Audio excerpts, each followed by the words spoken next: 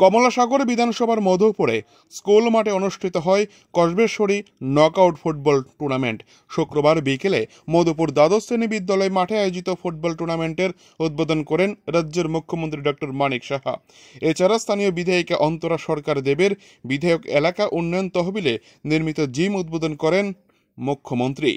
অনুষ্ঠানে উপস্থিত ছিলেন সাংসদ রাজীব ভট্টাচার্য, বিধায়ক সুশান্ত দেব, জেলা সভাধিপতি সুপ্রিয়া দাস দত্ত, জেলা শাসক ডক্টর সিদ্ধার্থ শিব জয়সওয়াল, জেলা পরিষদের সদস্য গৌরাঙ্গ ভৌমিক, পঞ্চায়েত সমিতির চেয়ারপারসন অতসী দাস, সমাজসেবক চিত্তরঞ্জন দেবনাথ, রিপন সরকার প্রমুখ।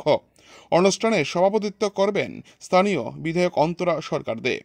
বিধায়ক এলাকা উন্নয়ন তহবিলে নবনির্মিত জিমের উদ্বোধনের পাশাপাশি নেশামুক্ত সমাজ গড়া আহ্বানে ফুটবল টুর্নামেন্ট অনুষ্ঠিত হয় এদিন। এই টুর্নামেন্টে এ পর্যন্ত 10টি দল অংশগ্রহণ করেছে। চ্যাম্পিয়ন এবং রানার্স দলকে ট্রফি এবং মোটরসাইকেল প্রদান করা হবে। এছাড়া প্রতিটি ম্যাচে ম্যান অব দ্য ম্যাচ এবং ম্যান অব দ্য টুর্নামেন্টের পুরস্কার থাকবে, জানিয়েছেন মধুপুর প্লে সেন্টার। বিশালগড় থেকে নিজস্ব প্রতিনিধি রিপোর্ট, টিভি 100 বাংলা। আজকে এখানে এসে প্রথম যে কাজটা আমরা করলাম, যে ইনডোর জিম, যেটা আমাদের মাননীয় বিধায়িকার ফান্ড থেকে ওনার অনেকদিন ধরে এখানে এলাকাবাসীর দাবি ছিল যে এখানে একটা জিম স্থাপন করার জন্য, সেটা ওনার উদ্যোগে সেটা আজকে হলো এবং তার উদ্বোধনটা করলাম।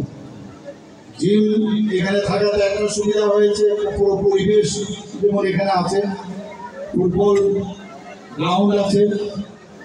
তো অনেক সময় যারা ফুটবল প্লেয়ার আছে তাদেরও যখন জিম পাশেই থাকে তাহলে তাদেরও অনেক এই ধরনের কসরত করার জন্য, তাদের ডেভেলপমেন্টের মাসেলের ডেভেলপমেন্ট করার জন্য, তাদের ফিজিক্যাল ফিটনেসের জন্য জিম থাকাতে অনেক সুবিধা হবে।